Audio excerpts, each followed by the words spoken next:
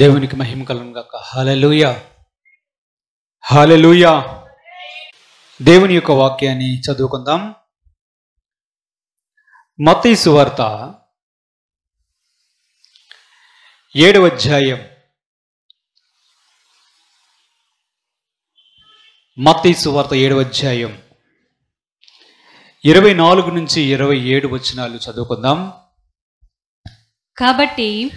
కాబట్టి ఈ నా మాటలు విని వాటి చొప్పున చేయు ప్రతివాడును బండ మీద తన ఇల్లు కట్టుకొనిన బుద్ధిమంతుణ్ణి పోలియుండును. వాన కురిసెను, వరదలు వచ్చెను, గాలి విసిరి ఆ ఇంటి మీద కొట్టెను.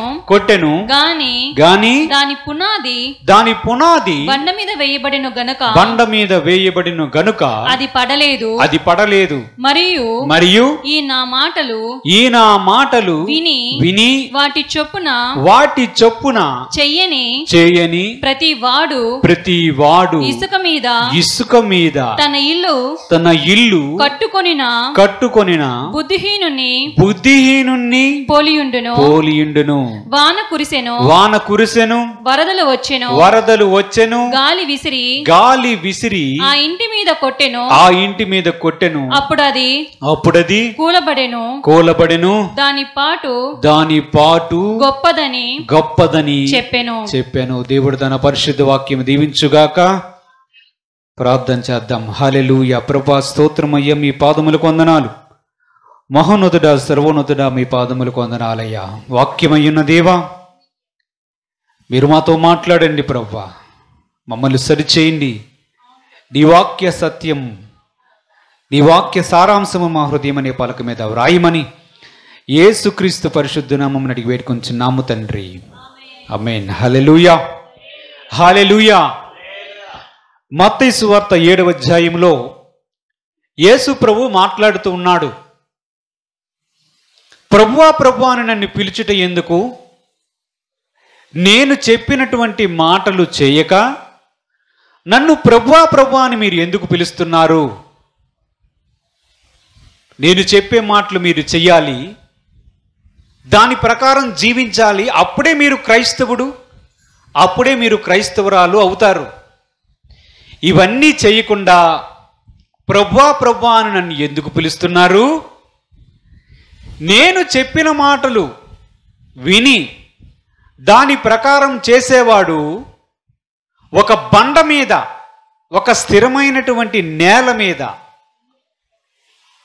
తన ఇల్లు కట్టుకున్న వానిని పోలి ఉంటాడంట. యేసు ప్రభు చెప్పిన మాటలు చెయ్యకుండా ఆయన్ని ప్రభువా అని పిలుస్తూ యేసుని వెంబడించిన వారు, యేసుని ప్రేమించిన వారు ఇసుక మీద ఇల్లు కట్టినటువంటి బుద్ధిహీనుణ్ణి పోలి ఉంటాడు అని ప్రభు సామెత చెప్పాడు. సామెత చెప్పాడా? ఉపమానం చెప్పాడు. దేవుడికి స్తోత్రం కలుగును గాక. హల్లెలూయా. యేసుక్రీస్తు మనుషులకు అర్థం కావాలని ఉపమాన రీతిలో చెప్తాడు. ఉపమానం అంటే ఒక విషయాన్ని పోల్చి యేసు ప్రభు కొన్ని విషయాల్ని ప్రజలకు అర్థం చేయాలని ఆయన బోధించాడు. యేసు ప్రభు ఇక్కడ చెప్తున్నటువంటి ఉపమానాన్ని చూస్తే ఇంటిని గురించి మాట్లాడుతూ ఉన్నాడు. ఒక ఇల్లు అనే ఒక సాదృశ్యాన్ని తీసుకున్నాడు, లేదా ఒక పోలికను తీసుకొని ఆ ఇంటిని పోల్చి ఒక విశ్వాస యొక్క జీవితాన్ని, తన విశ్వాస జీవితాన్ని గూర్చి ఆయన మాట్లాడుతూ ఉన్నాడు. ఆయన ఏం చెప్తున్నాడంటే, ఇల్లు ఒక విశ్వాసి లేదా ఒక విశ్వాసి రాలు తన జీవితం ఎలాగ ఉంటుంది క్రీస్తులో అనే ఒక పోలికగా ఆయన చెప్పినట్లుగా కనిపిస్తూ ఉంది. ఇల్లు ఇక్కడ మనకి మన విశ్వాస జీవితానికి సాదృశ్యం. ఒక ఇల్లు ఊహించుకోండి. ఆ ఇల్లు మీ విశ్వాస జీవితానికి సాదృశ్యంగా ఉంటుంది. యేసు ప్రభు ఆ పోలిక చెప్తూ ఉన్నాడు. ఆ పోలిక చెప్పి, నా మాటలు విని దాని ప్రకారం చేసేవాడు ఎలా ఉంటాడు, నా మాటలు విని దాన్ని పక్కన పెట్టేవాడు ఎలా ఉంటాడు అనే విషయాన్ని గురించి ఆయన మాట్లాడుతూ ఉన్నాడు. ఆయన దగ్గరికి చాలామంది వచ్చి ప్రభువా ప్రభువా అని ఆయన సంబోధిస్తుంటే అది ఆయనకు ఒక విధంగా చెప్పాలంటే నచ్చలేదు. అరే, నేను చెప్పినట్లు చెయ్యండి, ఆ తర్వాత నన్ను ప్రభువా ప్రభువా అని పిలండి. నేను చెప్పింది చేయకుండా నా దగ్గరికి వచ్చి ప్రభువా ప్రభువా అని పిలుస్తారు ఎందుకు? వీళ్ళు ఎలాంటి వాళ్ళు తెలుసా? మీ విశ్వాస జీవితం ఏమవుతుందో తెలుసా అని ఆయన వారికి ఒక సందేశాన్ని ఇచ్చాడు. వారికి ఇచ్చాడు. మనం చూస్తాం, నామకార్థ క్రైస్తవ్యాన్ని చూస్తాం. నామకార్థం అంటే పేరుకే క్రైస్తవులు. వాళ్ళ పేరులో జాన్, డేవిడ్, ఫ్రాంకిల్, రూత్ అన్నీ ఉంటాయి. ఆదివారం అయితే చర్చికి వస్తారు. ఆదివారం పూట మాత్రమే వారు క్రైస్తవులుగా ఉంటారు. ఆదివారపు క్రైస్తవులు అన్నమాట.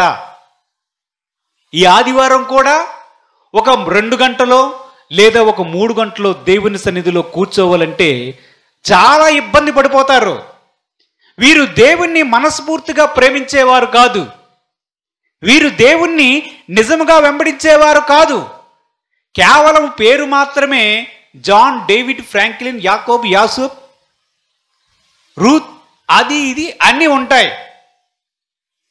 అవసరానికి ప్రార్థన చేసే వ్యక్తులు కూడా ఇదే కేటగిరీలోనికి వస్తారు.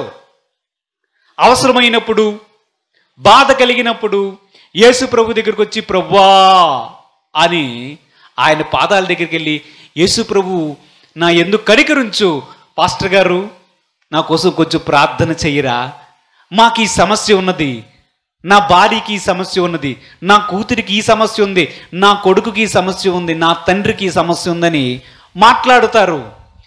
యేసు ప్రభు అట్టి వారిని చూసి సంతోషించడు. ఆయన మనస్తత్వాన్ని ఒక క్రైస్తవుడిగా, ఒక క్రైస్తవురాలుగా మనము అర్థం చేసుకోవాలి. ప్రభువా ప్రభువా అని పిలిస్తే ఆయన సంతోషించడు. హల్లెలూయా స్తుతి మహిమ అని పాట పాడితే ఆయన సంతోషించడు. ఆయన ఏమాత్రం సంతోషించడు. ఇది మనకు అర్థమైతే అసలు యేసు ప్రభుని ఎలా వెంబడించాలో మనకు అర్థమవుతుంది. నామకార్థ క్రైస్తవ్యం. పండగ క్రైస్తవులు కొంతమంది ఉంటారు. ఎప్పుడు వస్తారు? జనవరి 1, గుడ్ ఫ్రైడే, క్రిస్మస్. ఈ 3కు రాకపోయినా సరే కనీసం క్రిస్మస్కైనా సరే వచ్చి ప్రత్యక్షం అవుతారు. ఆ వచ్చినప్పుడు ఏంటి? కేకులు, ఆటలు, డ్యాన్సులు, హల్లెలూయా, సరే బాయ్ బాయ్ యేసయ్యా, తర్వాత చూసుకుందాం, ఇంక మరి కనిపించడం. వీరిని క్రైస్తవులు అంటారా? వీరిని క్రైస్తవులు అంటారా? వీరు యేసు ప్రభువును వెంబడించిన వారా? వీరు యేసు ప్రభువును వెంబడించిన వారా? మనస్ఫూర్తిగా దేవుని ఆరాధించిన వాడు క్రైస్తవుడు ఎలాగవుతాడు? మనస్ఫూర్తిగా దేవుణ్ణి ప్రేమించిన వాడు క్రైస్తవుడు ఎలాగవుతాడు? యేసు ప్రభు చెప్తున్నాడు, నా మాట విని దాని ప్రకారం చేసేవాడు కావాలి నాకు. అరే వచ్చి ప్రభువా ప్రభువా అని నీకు అవసరానికి, నీకు బాధ కలిగినప్పుడు, ఏదో ఆదివారము నీకు గుర్తొచ్చినప్పుడు లేదా అవసరమైనప్పుడు యేసు ప్రభువా ప్రభువా ప్రభువా అని అంటే ప్రజల దృష్టిలో మనం క్రైస్తవుడిగా, క్రైస్తవురాలుగా కనిపిస్తామో ఏమో, కానీ దేవుని దృష్టిలో క్రైస్తవుడిగా కనిపిస్తామా? క్రైస్తవురాలుగా కనిపిస్తామా? మనస్ఫూర్తిగా మన గుండెల మీద చేసుకొని నేను యేసు ప్రభువుని నిజంగా ప్రేమిస్తున్నానా, ఆయన చెప్పిన మాటలు చెప్పినట్లుగా చేస్తున్నానా లేదని మనకు ప్రశ్నించుకుంటే మనకు తెలిసిపోతుంది. ఎవడు సర్టిఫికేట్ ఇవ్వాల్సిన అవసరం లేదు.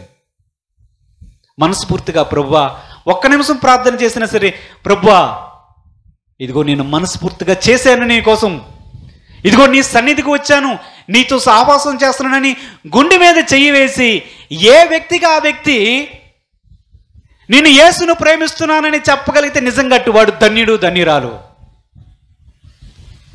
ఎంతమంది తమ గుండెల మీద చేసుకొని నేను యేసు ప్రభు దగ్గరికి వచ్చి ప్రార్థన చేశాను, నా మనసంతా ఇప్పాను, నా ప్రభువును నేను పూర్ణ మనస్సుతో నేను ప్రేమిస్తున్నానని ఎంతమంది చెప్పగలరు? ఎంతమంది చెప్పగలరు? మన మనస్సులో మన లోపల మనకు అర్థమైపోతుంది. మనం చేసే ప్రార్థన చూడండి. మనం చేసే ప్రార్థన ఎలాగ ఉంటుంది? అసలు గోడ దాడుతుందా? గోడ దాడుతుందా? కప్పు దాడుతుందా? రేకులు దాటి దేవుని సన్నిధికి చేరుతుందా? మనం చేసే ప్రార్థన మనకు సంతృప్తి కలిగించకపోయినప్పుడు మనం యేసు ప్రభువును నిజంగా ప్రేమించే వారి లెక్కలో ఉంటామా? కేవలం నోటి మాటలతోనే ఆయనను స్తుతించే వారి లెక్కలో ఉంటాం. అందుకే యెషయా ప్రవక్త ప్రవచించాడు, ఈ ప్రజలు తమ పెదవులతో నన్ను ఘనపరచుదురు గాని వారి హృదయం నాకు దూరముగా ఉన్నది. అంటే ఏంటి? కేవలం నోటి ద్వారా మాత్రమే దేవుణ్ణి స్తుతిస్తారు. లోపల అంతరంగములో నుంచి, హృదయాంతరంగములో నుంచి మనస్ఫూర్తిగా దేవుణ్ణి స్తుతించాలని, ఘనపరచాలని కానీ అట్టి వారికి ఉండదు. వారు క్రైస్తవురాలు ఎలాగవుతారు వాళ్ళు? ఒక పాట పాడినప్పుడు మనము దేవుణ్ణి ఆరాధిస్తున్నాను, దేవుణ్ణి ఘనపరుస్తున్నాను, దేవుణ్ణి ప్రేమించి నేను పాడుతున్నాననే సంతృప్తి కూడా ఒక వ్యక్తిలోనికి రాకపోతే ఎందుకు పాడడం? ఒక ప్రార్థన చేసినప్పుడు దేవునితో నా బాధంతా చెప్పుకున్నాను, దేవునితో నేను గడిపాననే సంతృప్తి ఒక్క మాట చెప్పిన ఆ వ్యక్తి తనకు ఆ సంతృప్తి కలగకపోయినప్పుడు వాడు దేవుణ్ణి ప్రేమించేవాడు ఎలాగవుతాడు? ఆమె దేవుణ్ణి ప్రేమించేది ఎలాగవుతుంది? వీరందరూ నామకార్థ క్రైస్తవుల లెక్కలోనికే వస్తారు. వీరందరూ నామకార్థ క్రైస్తవులోనికే వస్తారు. ఇట్టివారు ప్రభువా ప్రభు అని చెప్తారు. బయటికి వెళ్ళినప్పుడు అందరితో మాట్లాడుతున్నప్పుడు మేము క్రైస్తవులమండి అంటారు. చూస్తే లోపలంతా డొల్ల. దురదృష్టమైనటువంటి విషయం ఏమిటంటే వారికి తెలుస్తుంది, వాక్యం వారికి తెలుసు, దేవుని యొక్క వాక్యం ఏం చెప్తుందో వారికి తెలుస్తుంది. దేవుని యొక్క వాక్యం ఖచ్చితంగా చెప్తుంది నువ్వు అబద్ధం ఆడకూడదు అని. దేవుని యొక్క వాక్యం ఒకవైపు నుంచి హెచ్చరిస్తుంది. అబద్ధమాడు నాలుకలను దేవుడు కట్ చేస్తాడని దేవుని యొక్క వాక్యం రాయబడిందని గుర్తొస్తూ ఉంటుంది. కానీ అబద్ధమాడడానికి తెగిస్తారు. వ్యభిచారం చేయకూడదన్న మాట వారికి గుర్తొస్తుంది, కానీ వ్యభిచరించడానికి వారు తెగిస్తారు. వాళ్ళు ఇది చేయకూడదని దేవుని యొక్క వాక్యం ఏదైనా సెలవిస్తుందో అది వారికి తెలుస్తుంది, కానీ దాన్ని మీరడానికి మనస్సులను సిద్ధపరచుకొని కఠినపరుచుకొని అట్టి వారు దానిని జబదాటి ముందుకు వెళ్తారు. చెప్తే ఎవరైనా అడిగితే మేము క్రైస్తవులమండి, మేము క్రైస్తవురాలమండి అని చెప్తారు. దేనికి అది? దేనికోసం అది? ఎవరికి పని చేస్తుంది అది? దేవుని దృష్టిలో క్రైస్తవుడిగా ఉన్నావా? దేవుని దృష్టిలో క్రైస్తవురాలుగా ఉన్నావా? యేసుని పోలి నడుచుకుంటున్నావా? వాక్యము నీకు చెప్పినప్పుడు దాన్ని జబదాటిపోతూ ఉన్నావంటే క్రైస్తవుడు ఎలాగవుతాడు? క్రైస్తవురాలు ఎలాగవుతారు? దేవుని యొక్క వాక్యం సెలవిస్తుంది. ఆయన చెప్తున్నాడు, నా మాట చెప్పున చెయ్యక నన్ను ప్రభువా ప్రభువా అని పిలిస్తే ఎందుకు పిలుస్తున్నారు? ఎందుకు పిలుస్తున్నారు? యేసు ప్రభువును ఎందుకు నన్ను పిలుస్తున్నాడు అని అడుగుతున్నాడు. నన్ను పిలుస్తున్నారు ఎందుకు? నేను చెప్పింది చెయ్యక, నేను చెప్పిన మాటలు మీ దగ్గర ఉన్నాయి, దేవుని యొక్క వాక్యం మీ దగ్గరికి ఇచ్చాను, వాక్యమై ఉన్నటువంటి నేను మీ యొద్దకు వచ్చాను, వాక్య భాగాన్ని రాయించాను, వాక్యం వింటారా? వినరు. ఆ గంటో అరగంటో దేవుని యొక్క సేవకుడు దేవుని యొక్క వాక్యాన్ని బోధిస్తే దాన్ని వినడానికి కూడా ఆపసోపాలు పడిపోతారు. ఉస్సు బుస్సు అని కింద నుంచి సైగలు చేస్తూ ఉంటారు. వీరు క్రైస్తవులు అవుతారా? వీరు క్రైస్తవురాలు అవుతారా? దేవుని ప్రేమించే లెక్కలో ఉంటారా? ఇట్టివారు చర్చికి రావడం ఎందుకు? ఇటువారు దేవుని సన్నిధికి రావడం ఎందుకు? దేవుని ఆవరణంలోనికి రావడం ఎందుకు? దేవుని హృదయపూర్వకంగా ప్రేమించకపోయినప్పుడు యేసు ప్రభు నా రక్షకుడు అని చెప్పడం ఎందుకు? యేసు ప్రభు నా రక్షకుడు అని చెప్పడం ఎందుకు? అన్ని జనుల ముందుకు వెళ్ళి మీరు కూడా రక్షణ పొందుకోండి అమ్మా, నాలాగే వద్దురు కానీ మీకు రక్షణ వస్తుంది, పాతాళము తప్పుతుంది, నరకము తప్పుతుంది, పరలోకం వస్తుందని చెప్పడం ఎందుకు? ఆ సాక్ష్యం ఎందుకు? ఎవరికి చెల్లుతుంది? దురదృష్టకరమైన విషయం ఏంటంటే ఇలాంటి వారు చాలామంది క్రైస్తవ నాయకులుగా ఉండాలని కోరుకుంటారు. వారి జీవితం చూస్తే వ్యభిచారం, వారి యొక్క మనస్సు చూస్తే అపవిత్రత. కానీ వారు గుడ్డివాడికి గుడ్డివాడు తావు చూపిస్తే ఇద్దరు గుంటలో పడతారు అన్నట్లుగా వాడు ఉంటాడు, ఆమె ఉంటుంది. మరలా బోధ ఏమిటంటే పరిశుద్ధ బైబిల్ గ్రంథములో నుంచి దేవుని యొక్క వాక్యమును ధ్యానించుకుందామని తెస్తారు. ఎవడికి కావాలి నీ బోధ? ఎవడికి కావాలి నీ యొక్క సువార్త? దేవుని దృష్టిలో వేషధారులు, దేవుని దృష్టిలో నామకార్థ క్రైస్తవులు, మాట చెప్పున ప్రవర్తించిన వాడు క్రైస్తవుడు, క్రైస్తవరాలని పేరు పట్టుకోవడం అనవసరం. అసలు దేవుని సన్నిధికే రావడం నా దృష్టిలో అనవసరం. దేవుని దృష్టిలోనికి రావడమే అనవసరం. మనస్ఫూర్తిగా హృదయాంతరంగముల నుంచి నా యేసు ప్రభు నా కోసం ప్రాణత్యాగం చేశాడు, నా దేవుడు లేకపోతే నేను నరకంలోనికి వెళ్ళిపోతాను, నా జీవితంలో ప్రతి క్షణమున యేసు నాకు కావాలని మనస్సు లేనివాడు, మనస్సు లేని స్త్రీ అయినా పురుషుడైనా క్రైస్తవుడు ఎన్నటికీ కాడు, క్రైస్తవరాలు ఎన్నటికీ కాదు. యేసు ప్రభు చెప్తున్నాడు, అరే మీ జీవితాలు తెలుసా, మీరు ఎలాంటి వారో తెలుసా అని ఒక ఉపమాన రీతిగా చెప్పి, మీరందరూ ఎలాంటి వాళ్ళు తెలుసా, ఇసుక దగ్గరికి వెళ్ళి ఆ ఇసుకలో పునాదులు బాగా తవ్వి 3 అంతస్తుల అపార్ట్మెంట్ కట్టినట్టుగా మీరు కడుతున్నారు. ఉంటుందనుకుంటున్నారా మీ విశ్వాస జీవితం? ఉంటుందనుకుంటున్నారా? ఒక సముద్ర కెరటము, ఒక గాలో, ఒక తుఫాను వస్తే మొత్తం బిల్డింగ్ అంతా పడిపోతుంది. మీ విశ్వాస జీవితం అంతే. ఇట్టి వారు చివరి వరకు ఉండలేరు. ఇట్టి నామకార్థ క్రైస్తవులు చివరి వరకు ఉండలేరు.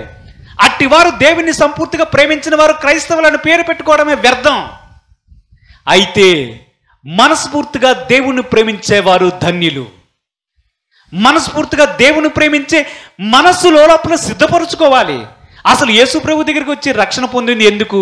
యేసు నా రక్షకుడని రక్షణ పొందింది ఎందుకు? తండ్రి బలవంతం చేశాడనా, తల్లి చెప్పిందనా, పాస్టర్ గారు చెప్పారనా, అక్క చెప్పిందనా, చెల్లి చెప్పిందనా, అన్నయ్య చెప్పాడనా, కూతురు చెప్పిందనా, దేనికి మేలు కలుగుతుందనా, స్వస్థత పొందారనా? అసలు దేనికి యేసు ప్రభు దగ్గరకు వస్తున్నామో ఒక క్రైస్తవుడు, ఒక క్రైస్తవరాలు తెలుసుకోవాలి. దేవుని యొక్క ప్రధానమైన ఆజ్ఞ ఏమిటి?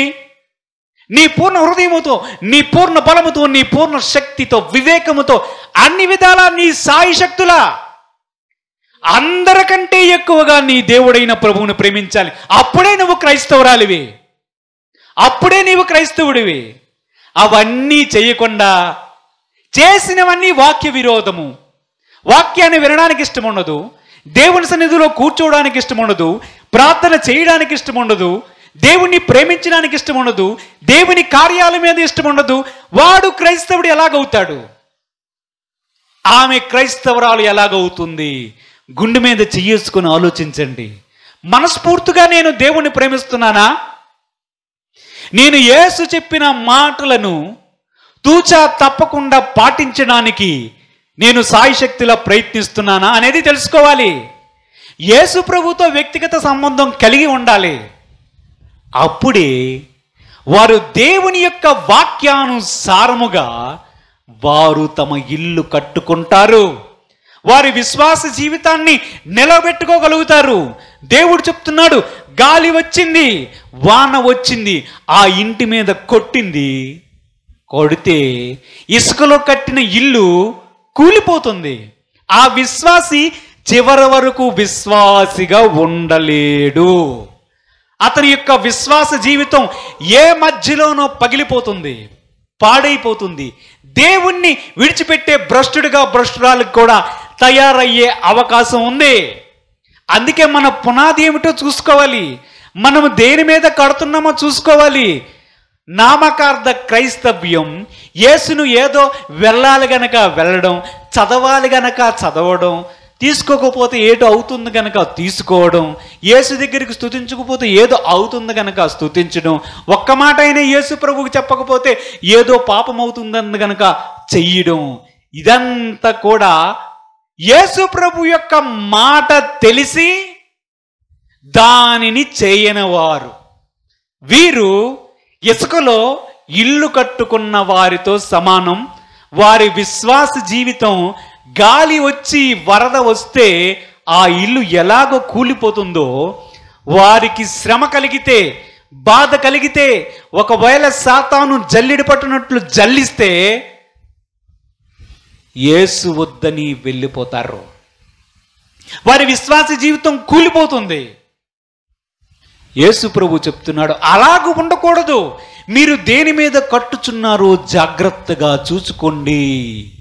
దేని మీద కడుతున్నారు? ఇసుక మీద కడుతున్నారా? ఇసుక మీద కడుతున్నారా? రాయి మీద కడుతున్నారా? వాక్యానుసారంగా ప్రతి అడుగు వేస్తున్నారా? వాక్యానికి విరుద్ధంగా ప్రతి అడుగు వేస్తున్నారా? దేవుని మాట తెలిసి దానికి వ్యతిరేకంగా వెళ్ళాలనుకుంటున్నారా? తప్పు చేశానని పశ్చాత్తాపం లేకుండా దానికోసం ముందడుగులు వేస్తున్నారా? అసలు ఏమిటి?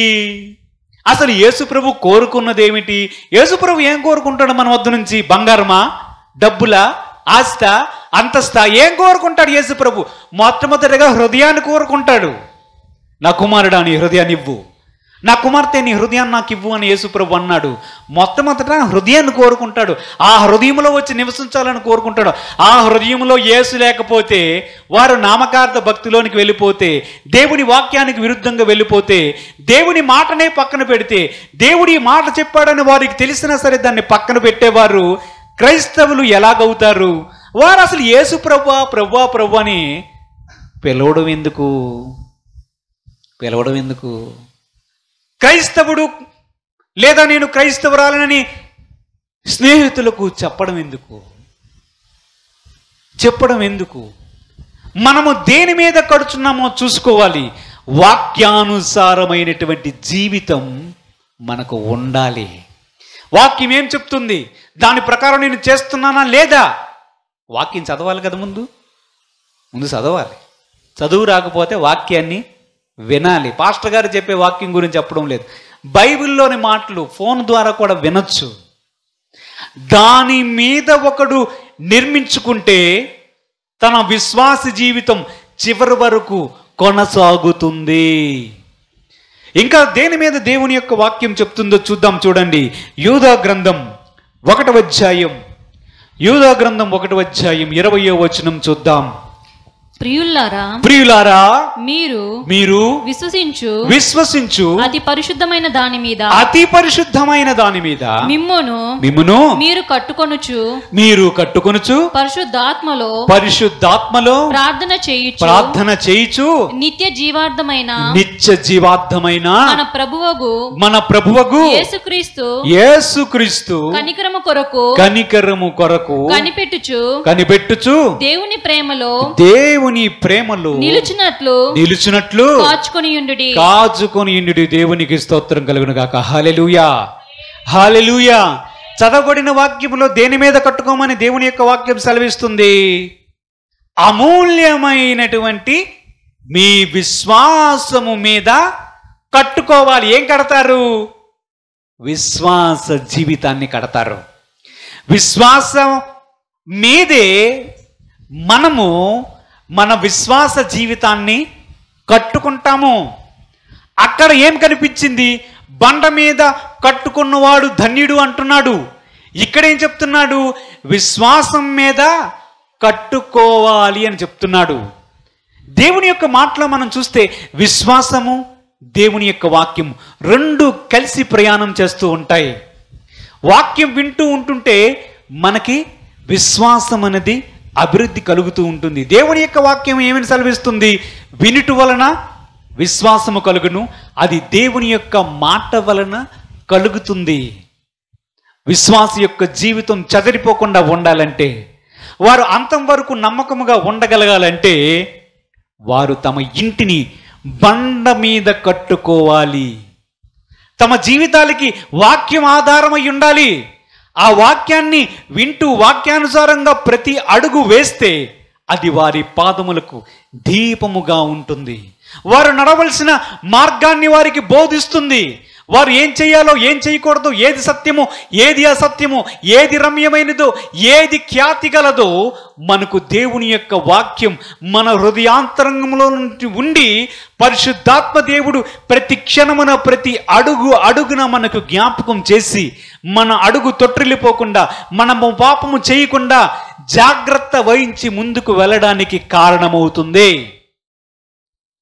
ఒకవేళ అలాగో కాకపోతే విశ్వాసము అనేది ఉండకుండా పోయే ప్రమాదం ఉంది. యేసు ప్రభు చెప్పిన మాటల ప్రకారం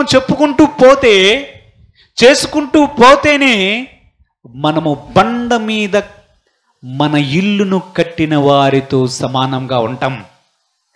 లేకపోతే ఇసుకలో పునాది వేసి ఇసుకలో ఒక బంగారంతో కట్టినటువంటి ఇల్లు లాంటిది కట్టినా ఆ విశ్వాసి యొక్క జీవితం కడ వరకు కనిపించదు. అనేక మంది బాప్తిసం తీసుకుంటున్నారు, అనేక మంది యేసు దగ్గరికి వచ్చి రక్షకుడు అంటున్నారు. అందరూ చివరి వరకు ఉంటున్నారా? అందరూ చివరి వరకు కొనసాగుతున్నారా? ఎందుకు అలాగ జరుగుతుంది? ఎందుకు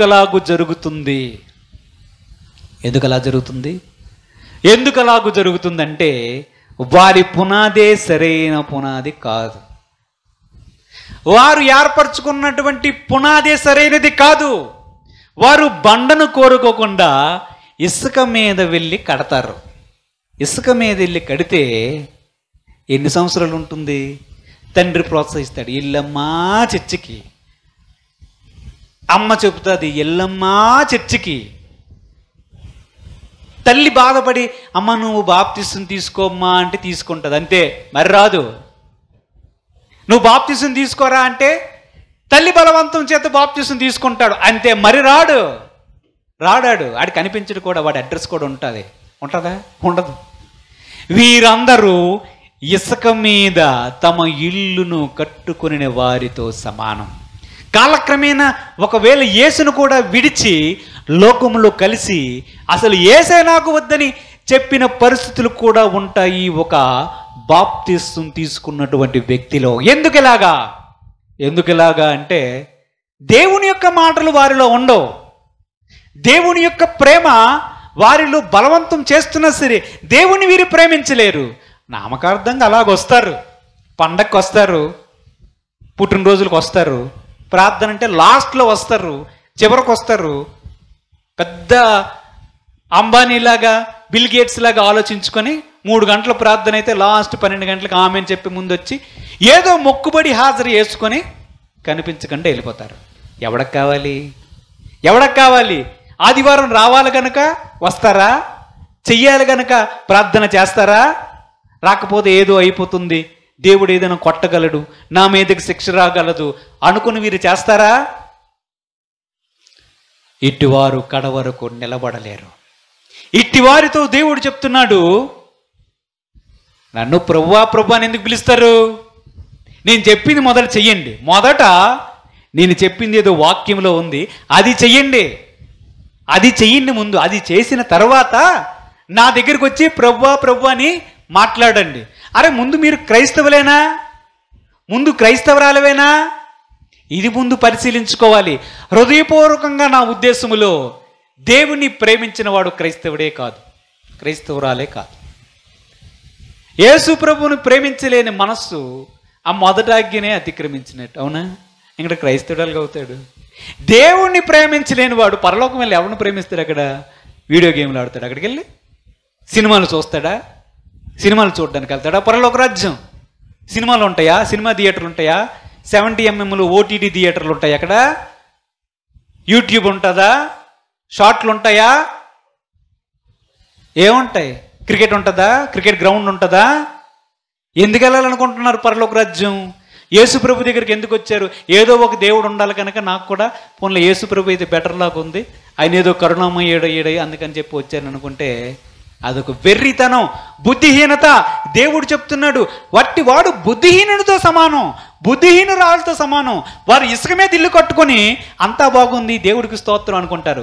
వారి జీవితాన్ని వారు మట్టుకు వారు తెరిచి చూస్తే దేవునికి వ్యతిరేకమైన ప్రతీదీ కనిపిస్తుంది. మళ్ళీ తెలుసా? డాబు డంబో. I'm a Christian, I'm Christian, my God is so great, He can save all the world. Hey, receive Jesus Christ. Receive Jesus Christ. He will forgive all sins. He will give you heaven. There is no salvation other than Jesus Christ. Come. ఎందుకురా నీ సువార్త? ఎవరికి కావాలి నీ సువార్త? ఎవరికి కావాలి?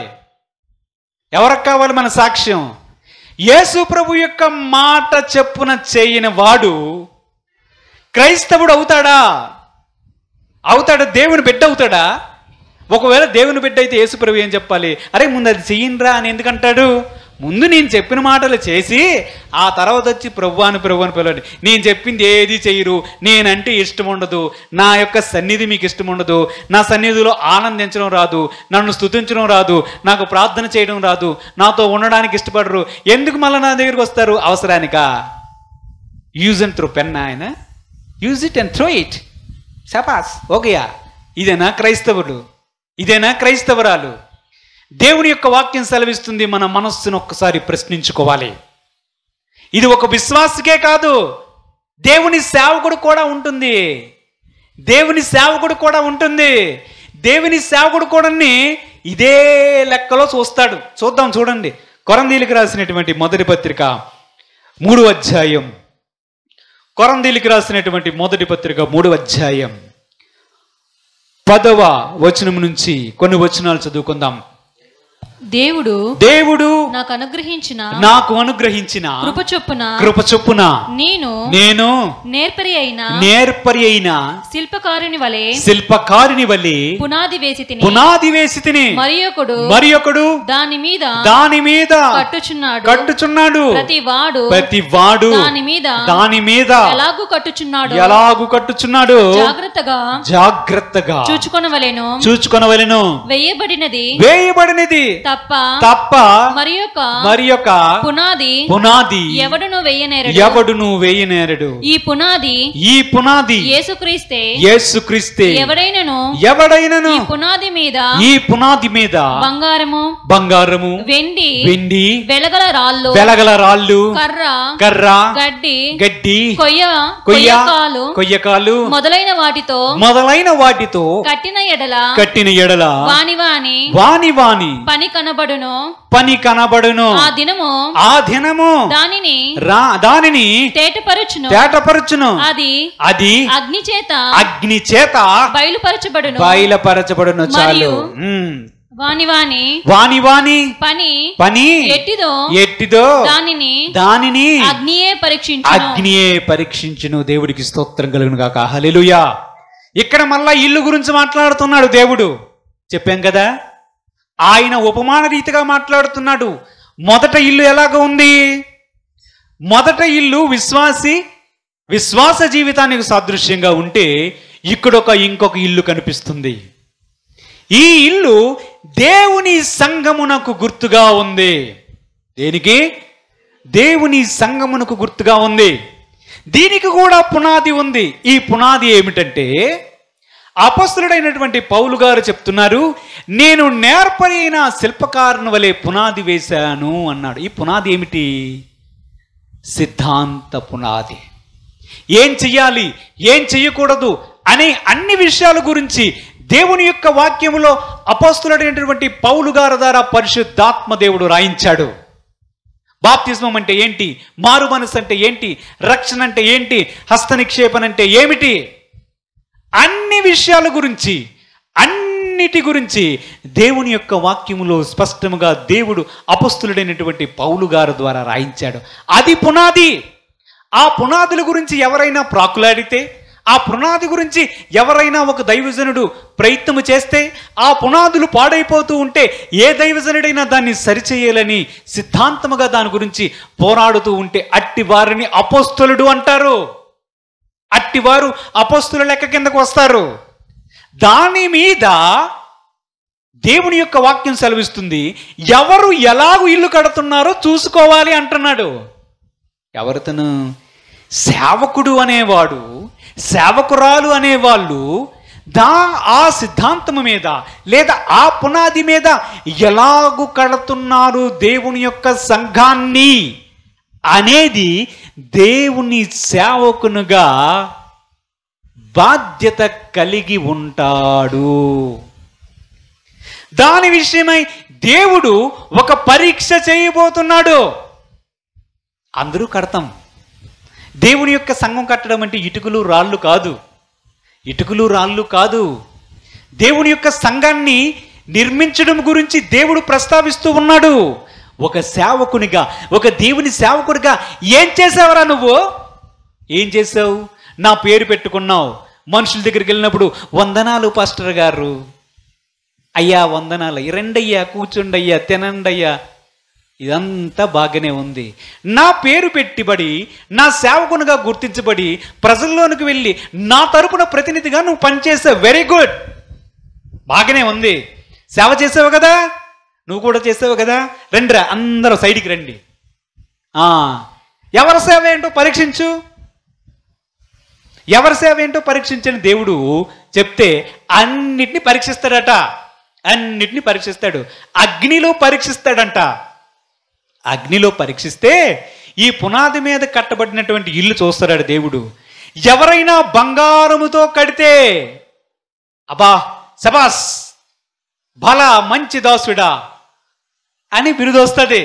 ఎవడైనా వెండితో చేస్తే very good, not bad, you have done very good job, not bad, not bad, at least you have done something, very good.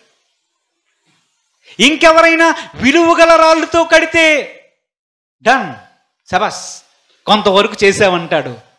మిగతా వాళ్ళు చూస్తారట, కొంతమంది ఎలా కడతారట, కర్రలతో కడతారట. కర్రలతో కడితే అగ్నిలో ఉంటుందా?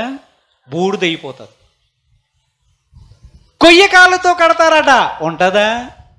గడ్డితో కడతారట సేవని, ఉంటుందా? బూడిదైపోతే అప్పుడు పిలుస్తారట, రండి రైట్ రండి. ఏం చేశారా మీరు? ఇల్లు కట్టడం అంటే ఏమిట్రా? ఇల్లు కట్టడం అంటే ఎన్ని సంవత్సరాలు జీవించావు భూమి మీద? ఎన్ని సంవత్సరాలు నువ్వు ప్రకటించావు నా గురించి? చాలామంది ఫాలోవర్స్ ఉన్నారే, you have so many followers on YouTube, you know. ఏం చేసావురా? దేవుని యొక్క వాక్యాన్ని స్పష్టంగా చెప్పావా? దేవుని మాటనే చెప్పావా? నీ సొంత కవిత్వం చెప్పావా? దేవుని యొక్క మాటను చెప్పావా? దేవుడు చెప్పమన్నది చెప్పావా? నీ సొంత వచనములు, కవిత్వములు చెప్పావా? ఏం చెప్పావు చెప్పు నాయన, ఏం చెప్పావు? వాక్యములు ఉన్నది చెప్పావా? ధనాపేక్షను కప్పిపెట్టి నీ ఇష్టానుసారంగా ప్రజల వద్ద నుంచి ఏదైనా ఆశించి చెప్పావా దేవుని యొక్క వాక్యాన్ని? ఏం చెప్పావు? నువ్వు సైకాలజీ పాఠాలు చెప్పావా? దేవుని వాక్యాన్ని చెప్పావా? దేవుని వాక్యం చేసి ప్రతి విశ్వాసిని హెచ్చరించావా? వారు తప్పుతో పోతుంటే దేవుని యొక్క వాక్యం ఎలా సెలవిస్తుంది, నీవు ఎలా నడవకూడదు, నీవు ఎలా నడిస్తే మంచిది కాదు అని నీవు హెచ్చరించావా? వాడు వింటాడో వినడో తర్వాత ఇర్మియాకు చెప్పినట్టు, వారు వినను వినకపోయినను నువ్వు చెప్పాల్సిందే. చెప్పావా? అంటే వెళ్ళిపోతారని చెప్పలేదు ప్రభువా. శబాస్. రే, నువ్వు చేసినటువంటి ఇల్లు ఎలాంటిదో తెలుసా? గడ్డితో, తాటాకులతో కట్టావు నీ సంఘాన్ని. నీకు 1000 మంది 1,00,000 మంది ఉండొచ్చుగాక. ఏం ప్రయోజనం? అదంతా దేవుడు పరీక్షించబోతున్నాడు. అంత సులభమైన కాదు దేవునికి సేవ. మామూలుగా ఉండదు. చాలా ప్రశ్నలకు సమాధానం చెప్పాల్సి ఉంటుంది. దేవుని యొక్క వాక్యాన్ని ప్రకటించేవారు మరి జాగ్రత్తగా ఉండాలి. దేవుని యొక్క వాక్యం ఏం సెలవిస్తుంది? బోధకులమైనటువంటి మనము మరి కఠినమైన తీర్పు పొందవలసి ఉంది. అంటే ఏంటి? పాస్టర్ అంటే ఏంటి? మైక్ పట్టుకొని యూట్యూబ్లో చెప్పి, లేకపోతే ఇలా కెమెరా నా ముందు పెట్టుకొని చెప్తే అయిపోయింది సేవ, దేవునికి స్తోత్రం, హల్లెలూయా. ఎంతమంది చూసారా? 1000 మంది చూసారా? Very good. దేవునికి మహిమ కలుగు. I'm so famous, you know, all recognise me when I go outside. Yes, this is what I want. దేవుని మహిమ అయినా సరే దొంగిలించేయాలి. ఇక్కడ యేసు ప్రభు వద్దు, నేను, నా వల్లే స్వస్థత, నేనుంటేనే చర్చు, నాతోనే ఈ చర్చు, నాతోనే ప్రారంభం, నాతోనే ముగింపు. పాస్టర్ గారు ఉన్నారా? పాస్టర్ గారు కావాలి. పాస్టర్మ్మ గారు ఉన్నారా? వాళ్ళే ప్రార్థన చెయ్యాలి, వాళ్ళే వెలుగొందాలి, వాళ్ళే గుర్తింపబడాలి. ఇది విశ్వాసుల్లోనూ ఉంది, దేవుని యొక్క సేవకుల్లోనూ ఉంది. దేవుడు చెప్తున్నాడు, అగ్ని పరీక్ష ఒకటి ఉందరా, అగ్ని పరీక్ష ఒకటి ఉంది. చేసిన సేవ కట్టిన ఇల్లు కర్రతో కట్టావా, రాళ్ళతో కట్టావా, ఇటుకలతో కట్టావా, గడ్డితో కట్టావా, కొయ్యకాలతో కట్టావా, అన్నీ అడుగుతాడు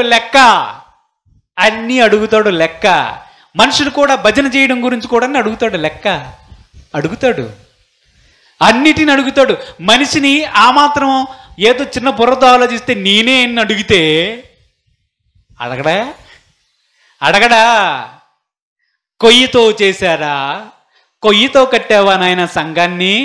పునాది వచ్చింది కదా, పునాది మీద ఆ పార్ట్ కట్టురానంటే కొయ్యికాలు తీసుకొని వచ్చి ఆ లోపల విలేజ్లోకి వెళ్ళి కర్రలు, బూడిద, చెత్త చెదారంద కట్టేశాను సంఘాన్ని, నేను ఒక దేవుని సేవకుడిని అంటే దేవుడు ఎలా చూస్తాడు? తీసేవులేరా, రా, ఒక పరీక్ష సమయం ఉన్నది. నువ్వు నా మహిమను దొంగిలించావు కదరా సేవకుడా. పాస్టర్ గారి దగ్గరికి వచ్చి సాక్ష్యం చెప్తానని, ఆ సాక్ష్యం చెప్పండి రండి. అయ్యగారు ప్రార్థన చేశాక నాకు అనారోగ్యము పోయి, రే అయ్యగారు చేయడం ఏమిట్రా, దేవుడు చేశాడు. అక్కడ దొంగిలిస్తుంటారు మహిమను. ఎవరైనా వచ్చారనుకో సన్మానాలు వేస్తున్నారు, అమ్మా నాకు కాదమ్మా దేవునికి మహిమ చెల్లించిన అయ్యింది, ఇంకా నువ్వు ఇట్లేదేట్రా అని ఆడివైపు చూసి, గౌరవించకపోతే అదొక చూపు చూసి, ఇలా అందరూ ఏ కేటగిరీకి వస్తారు?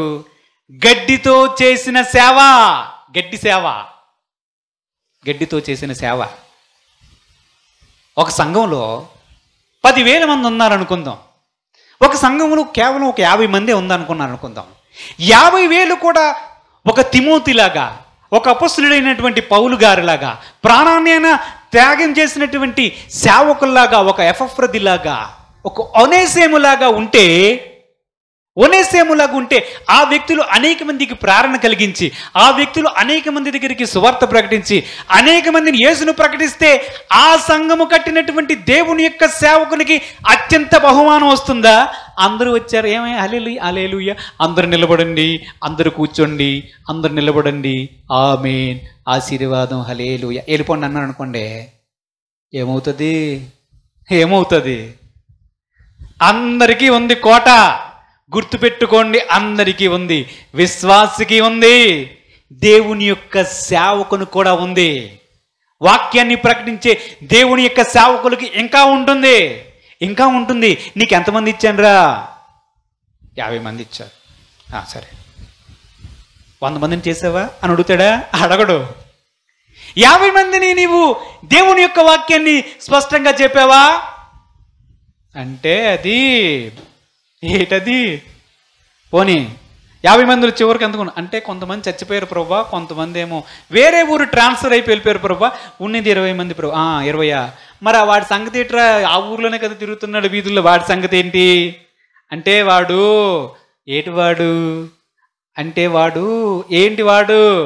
ఆమె రావట్లేదు ఏంటి అంటే ఆమె చెప్పావా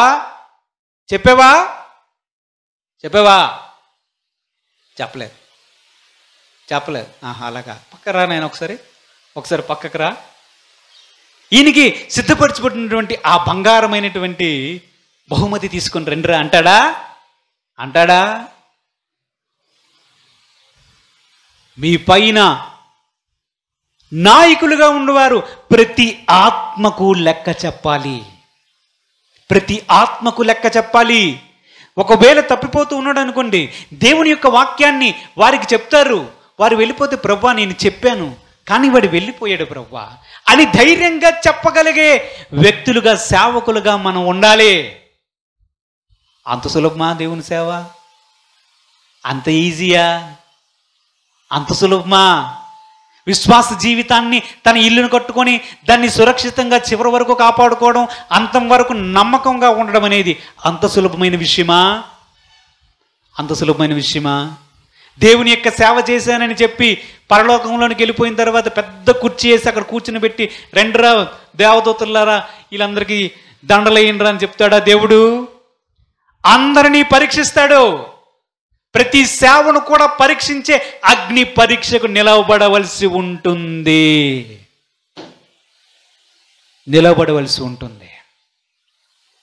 అప్పుడు ఏం చెప్తాడు దేవుని సేవకుడు? ఏం చెప్తాడు? అక్కడ జీతం వారికి లభిస్తుంది. అక్కడ జీతం లభిస్తుంది, ఇక్కడ కాదు.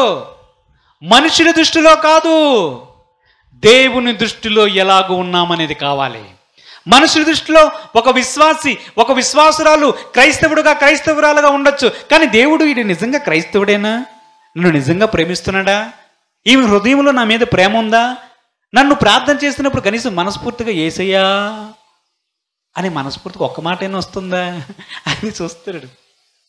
10 మంది విశ్వాసులు ఉండొచ్చుగాక సంఘంలో, ఆ 10 మంది కూడా అందరినీ యేసు ప్రభువులో స్థిరంగా నిలపడానికి దేవుని యొక్క సేవకుడు ప్రయత్నం చేశాడా? సబాస్, వెరీ గుడ్. అలా మాట్లాడతాడు దేవుడు. దేవుడు మనం అనుకున్నట్లుగా మనుషుల దృష్టిలో ఆలోచించినట్లు ఆలోచించడు. మనుషులు ఆలోచించేటట్లు దేవుడు ఆలోచించడు. దేవుడు అసలు ఆలోచనే చెయ్యడు, అసలు ఆలోచనే చేయడు. ఒకవేళ అలాగ ఆలోచించడం అనుకుందాం. ఉదాహరణకి ఏజెన్సీ ప్రాంతాల్లో ఒక వ్యక్తిని దేవుడు సువార్తకి పిలిచాడు అనుకుందాం. అవునా? ఏజెన్సీలు ఎంతమంది ఉంటారు? 1,000,000 మంది ఉంటారా? 1,00,000 మంది ఉంటారా? ఆ కొండ మీద ఎక్కడో ఒక 5 కిలోమీటర్ల పైన ఒక గుడిసె ఉంటుంది, మరలా ఎక్కడో కొంత దూరంకి వెళ్తే అక్కడ గుడిసె ఉంటుంది. అక్కడ పిలిచాడు, అక్కడ సేవ చేయిస్తున్నాడు. ఎంతమందిని రక్షిస్తాడు? ఒక 10 మంది, ఒక 20 మంది, లేదా ఒక 30 మంది, అంతేనా? చిన్న చిన్న హ్యామ్లెట్స్ అంటారు. ఎంతమంది ఉంటారు? 30 మంది ఉంటారు. హైదరాబాద్ సిటీ వెళ్ళిపోతాను నేను, అక్కడ సేవ చేసేస్తుంటారు. 1,00,000 మంది వస్తారు, 1,00,000 మంది వస్తారు. ఎందులో నేను రక్షించిన వారు ఎంతమంది? ఇప్పుడు ఈ ఏజెన్సీలు శ్రమపడి అన్ని రకాలైనటువంటి ఇబ్బందులు ఎదుర్కొని ఆ సేవకుడు వెళ్ళి నిలబడి, ప్రభువా నాకు ఆ సేవ ఇచ్చావు నాయన, నేను అక్కడ చేశాను ప్రభువా, ఇదిగో ఈ కొంతమందిని రక్షించానంటే, అరే 30 మందా? 30 మందినా? ఇక్కడ చూడు 1,00,000 మంది అంటాడా? అలాగన్నాడు. ఎంత యథార్థమైన హృదయముతో, ఎంత ప్రయాసతో, ఎంత భక్తితో మనము సేవ చేసామనే దాన్ని దేవుడు లెక్కిస్తాడు. దేవుడికి స్తోత్రం కలుగును గాక. హల్లెలూయా. మనం ఆలోచించాలి. నిజంగా నేను క్రైస్తవుడుగా క్రైస్తవురాలుగా బయట చలామణి అవుతున్నాను, నేను యేసు ప్రభువును వెంబడిస్తున్నాను అనుకుంటున్నాను, నిజంగా యథార్థముగా నా హృదయపూర్వకంగా నా దేవుణ్ణి ప్రేమిస్తున్నానా? నా లోపల నిజంగా యేసును ప్రేమించే మనస్సు ఉందా? నేను ప్రార్థన చేసే ఒక్క మాట అయినా సరే, ప్రభువా అని ప్రభువా నేను వచ్చాను అన్న ఒక్క మాట అయినా మనస్ఫూర్తిగా చెప్తున్నామా అన్నదే ప్రశ్న. మనం గంటల కొరకు మోకరించి గదిలోకి తలుపులేసి ఎవడు పిలిచిన నేను ప్రార్థన చేస్తున్నాను డిస్టర్బ్ చేయకండి అనే రకం కాదు. ఒక్క మాటైనా చెప్పి, ప్రభువా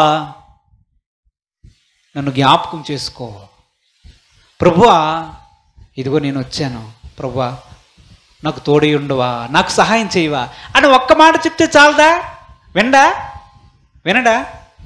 ఒక్కసారి కాదు, 100 సార్లు కాదు, ఎన్నిసార్లు చెప్పినా సరే వింటాడు. మరలా చెప్తే విసిగిపోతాడా? విసుగుడు కూడా. ఆ ఒక్క మాటైనా మనస్ఫూర్తిగా చెప్తామా? ఒక పాటైనా మనస్ఫూర్తిగా పాడుతామా? ఒక నిమిషమైనా దేవుని గురించి ఆలోచించగలుగుతామా? మన హృదయములు నిజంగా యేసు ప్రభువు మీద ప్రేమ ఉన్నదా? మనము ఆయన మాట ఏది చెప్పాడు దాని ప్రకారం చేసేవారమా? ఇవన్నీ ఒక వ్యక్తి ఆలోచించుకోవాలి. ఇవన్నీ ఆలోచించుకోవాలి.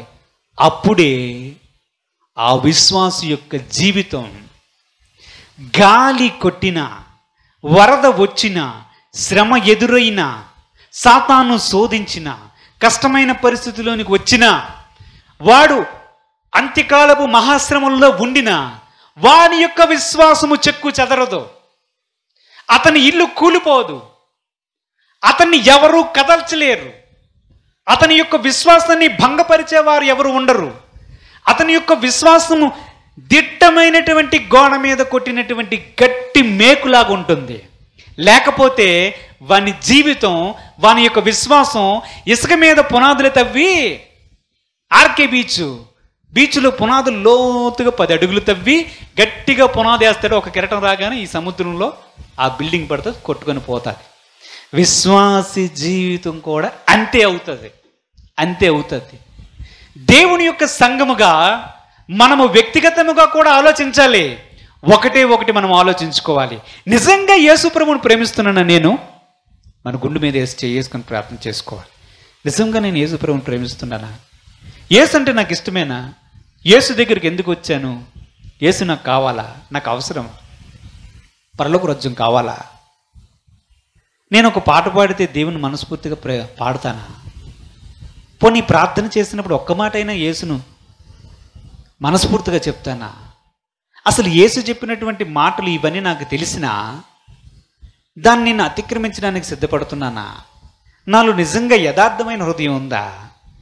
నేను నిజంగా యేసు ప్రభువును ప్రేమించే వ్యక్తినా అని ప్రశ్నించుకుంటే, మనము ప్రశ్నించుకుంటే మనకు అర్థమైపోతుంది మనం ఇసుక మీద కడుతున్నామో బండ రాతి మీద కడుతున్నాము. దేవుడు తన పరిశుద్ధ వాక్యం దీవించుగాక. ప్రార్థన చేద్దాం. పరిశుద్ధుడైన తండ్రి, మహోన్నతుడా, సర్వోన్నతుడా, నీ పేరు పెట్టబడినటువంటి జనులు నిన్ను గురించి ప్రకటించాలి ప్రభువా. మేము క్రైస్తవురాలుగా చలామణి అవుతున్నాం ప్రభువా. కానీ నిజంగా మా హృదయాంతరంగములు నిన్ను ప్రేమిస్తున్నామా? నీవు చెప్పిన ప్రతి మాట చెప్పున మేము ప్రవర్తిస్తున్నామా? నీ నామ ఘనత కొరకు మేము ప్రాకులాడుతున్నామా అని మమ్మల్ని మేము పరీక్షించుకునే సమయం ఇది ప్రభువా. ప్రతి ఒక్కరూ ప్రభువా తండ్రి, మా హృదయాంతరంగములు, మా లోపల ప్రభువా తండ్రి, మమ్మల్ని మేము చూచుకొని నీ దృష్టిలో ఎలాగ ఉన్నామో ప్రభువా తండ్రి మాకు బయలుపరచండి ప్రభువా. యథార్థముగా వెంబడించే క్రైస్తవురాలుగా ఉండే కృప మాకు దయచేయమని, ఈ వాక్యాన్ని మా హృదయం అనే పలక మీద మీరు ముద్రింపజేయమని యేసుక్రీస్తు పరిశుద్ధ నామమున అడిగి వేడుకొనుచున్నాము తండ్రి. ఆమేన్.